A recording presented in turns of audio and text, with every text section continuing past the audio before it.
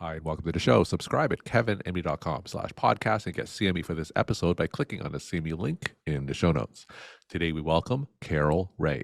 She's a patient advocate, and today's Kevin MD article is A Life-Changing Illness Started with a Popcorn Kernel and Just in Case Treatment. Carol, welcome to the show. Thank you for having me. So your story is encapsulated in that Kevin MD article. So why don't we just start with there? Just tell us your story and why you wrote the article. Well, in December of 2012, my dentist prescribed clindamycin, and within weeks, I was desperately ill. I was living alone at the time, and so there was no one to say, hey, get to the doctor. Um, Luckily, my boss called me and said, can you come in? And I said, nope. And so she got me to the doctor. I'd never heard of C. diff, so I was really shocked. I did educate myself by reading journals of microbiology. My first career was as a medical secretary, so I could understand and determine what I needed to do to help myself, which was very fortunate.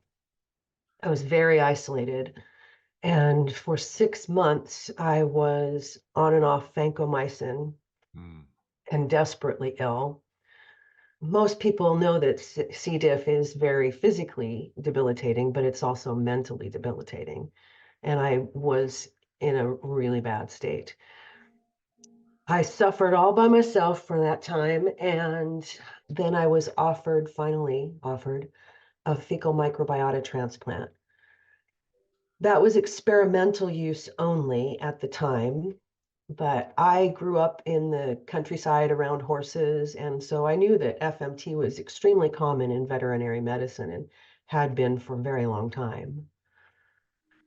So that is where my story went. I was cured by FMT. All right. So let's talk about the beginning. So you mentioned that you went to your dentist, prescribed you clindamycin. What was the reason for that prescription?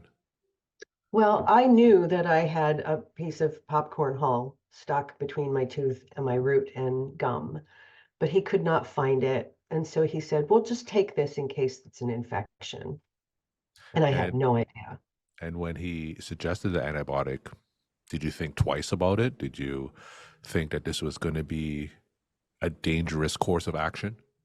Not at all. I was raised in the 60s and taught to take every single one of my antibiotic pills.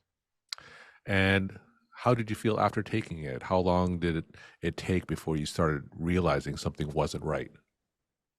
It was actually, I started feeling sick within about a week, but it was actually about 3 weeks before I sought treatment. And tell us what you felt like leading up to seeking treatment. Well, I thought I had a stomach bug. I felt like I was weak, didn't feel like eating, eventually couldn't even get out of bed, could barely make it up the stairs. So, And this has been going on for 3 weeks, and then you sought treatment. And was there an inciting event that say, "Hey, I needed to go to the hospital or go see my doctor"?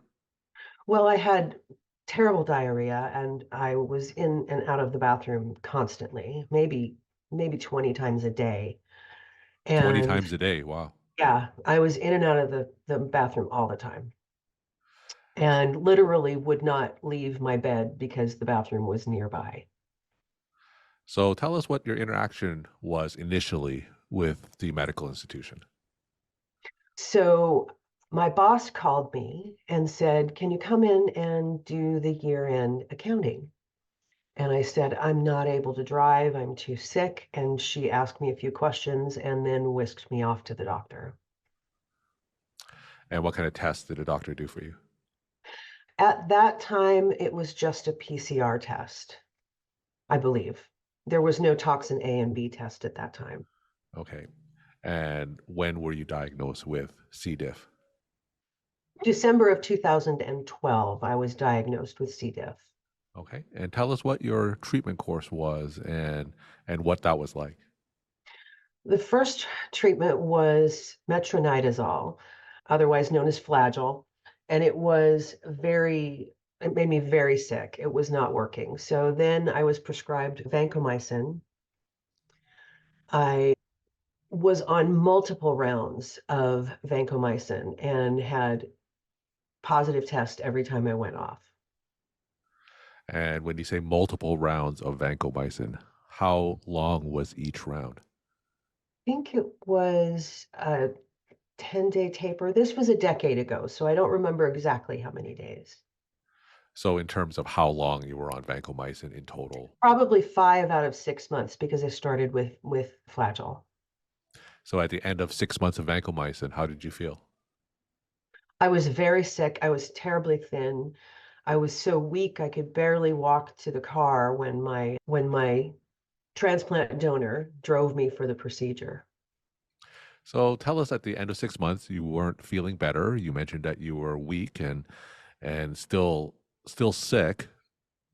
What did your doctor or medical team, what did they suggest next? Was it then the fecal transplant? Well, unfortunately, my regular doctor said he did not know what else he could do to help me. Mm, And so I mentioned that I used to be in a band, and my guitar player was a teaching physician at the residency clinic. And so I switched to treatment there, and they advocated for me to get the fecal transplant. okay. So, for those who aren't familiar with that procedure, tell us about that. Well, it was done via colonoscopy. I believe they also did an endoscopy at the time, but essentially I had to find my own donor because I'm extremely allergic to cow's milk protein and I go into anaphylactic shock if I have cow's milk whey. Okay. So I found a donor that had been on a vegan diet. What's it like looking for a fecal donor? Because that's not something that happens every day. It's not an easy task. First of all, you have to talk about poop, which is not Yeah. a topic of conversation most people want to have. And I was very leery of finding someone who would not give me an allergic reaction. Um, Interestingly enough, I did have a minor allergic reaction in the recovery room, but I had antihistamines to take at the time. So So, you underwent the treatment and tell us what happened next. literally within, the few hours of recovery, I was feeling better. It had been very difficult for me to eat anything other than white food and just a total brat diet for a very long time. And the first words out of my mouth when I woke up in recovery were, I think I need some French fries. And what was the treatment course since then? Did it totally cure your C. diff? Did it come It, back or was it a slow improvement? it totally cured my infection. I have never taken another antibiotic since then, so I have not had recurrent reactions or infections. So the total time that you were sick, was it a little less than a year? Is that correct? Recovery time when you're that weak takes a few months, so it was a little less than a year. So as you reflect on this episode, and I'm first off glad to see and hear you sounding better, Thank what you. are some of the lessons that people can learn from this? Well, I wish that I had known that the antibiotics could cause an infection of C. diff. My experience has led me to want to advocate for people who suffer like I do, or like I did. So tell us some of your advocacy efforts. How are you making a difference?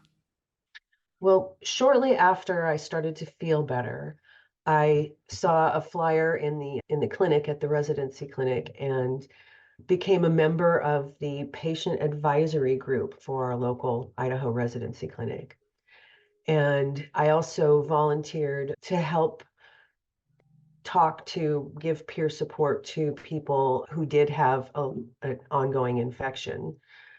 Then in 2020, when the pandemic hit, I was watching a lot of different things on the internet and came across the Peggy Lillis Foundation C. diff Summit. So in 2020, I joined the Peggy Lillis Foundation. and tell us about this foundation and how they're making a difference and increasing awareness for C. diff. We focus on advocacy and education. And within about a year of being an advocate, I was asked to become chair of the Advocates Council. And about a year later, I was asked to be on the board of directors. And in that time frame, in the last year or so, I helped to develop the foundation's peer support network. And so we are, there for folks that request support. And I frequently am on the phone talking to C. diff sufferers. You mentioned how isolating being diagnosed with C. diff is as a patient. So when you're talking to these C. diff sufferers on a phone, tell us some of the stories that you're hearing. Well, you are afraid for your family. If you have an active infection, you you don't want to leave the house. You're afraid of ever taking an antibiotic again, and it's not the kind of fear that goes away once you are cured. It's the kind of fear that stays with you for the rest of your life. I personally will avoid antibiotics at all costs. And many people suffer through recurrence more than I did. I spoke with someone recently who had C. diff 11 years ago, took an antibiotic, and had a recurrent infection. So for those who have these recurrent infections of C. diff, share some advice that you give them when you talk to them over the phone. Where can they turn to for support? What's some piece of advice that you could share with these patients? Well, advocating for yourself is not always easy. So, I give them some tools to help educate them so that they will know what to ask their doctor for. For example, we have two new microbiota restoration treatments for C. diff that have come out in the last year. And we're on the brink of microbiome therapy for that and for other illnesses. So at the moment, those are very expensive. It's difficult to get the insurance companies to approve them, but I encourage people to continue to press for the use of those restoration therapies. Talk more about fecal transplant because it made such a big difference in your life. And as a primary care physician myself, you're right. I think that I would turn to the metronidazole. I'll turn to the vancomycin and the rifaximin, these drugs that are traditionally used to treat C. diff. If I, th- those aren't working and someone were interested in fecal transplant, where can they turn to for that? I think that I would like to encourage the medical community to learn about these new therapies because metronidazole is no longer even suggested Yeah. for use in a C. diff infection. Vancomycin is the long time therapy, and it is a very difficult thing to experience multiple rounds of vancomycin. It's debilitating. The new restoration therapies are no longer require a colonoscopy, which is really good to have a less invasive option. Rebiota can be administered in a doctor's office via enema, so that is much less invasive. And then Voust is in a pill form. And are they typically available at community hospitals? Do they have to go to a major academic center to have access to these treatments? They are available, however, it is difficult because of the cost. It is difficult for insurance to cover or to get insurance to cover. And I have often encouraged people to seek maybe a medical education institute as an alternative to their regular doctor. So, for those clinicians who are listening to your story and listening to your advocacy efforts, tell us something, some misperceptions about C. diff patients that can help us better understand the plight of what they're going through. Well, for a long time, it has been considered to be a hospital-acquired infection, but it is common and in the community now, so it is community acquired. And people think that they are immune from C. diff. However, we often carry it dormant in our gut, and it only becomes a problem once we take an antibiotic and our other microbiome is weakened. Also, people think that it is an elderly disease, but I am aware of babies and many young people who have C. diff infections. We're talking to Carol Raye. She's a patient advocate, and today's Kevin MD article is a life changing illness started with a popcorn kernel and just in case treatment. Carol, let's end with some of your take home messages to the Kevin MD audience. I think the most important thing to me is C. diff is not included as a nationally notifiable disease to the CDC's surveillance system at this time. It's likely undercounted, and C. diff has the highest medical costs of the top 5 urgent threats on that list. If we were to use these new therapeutics, we would actually be spending less than the cost to treat the infection. Carol, thank you so much for sharing your story time and insight, and thanks again for coming on the show. And thank you for having me.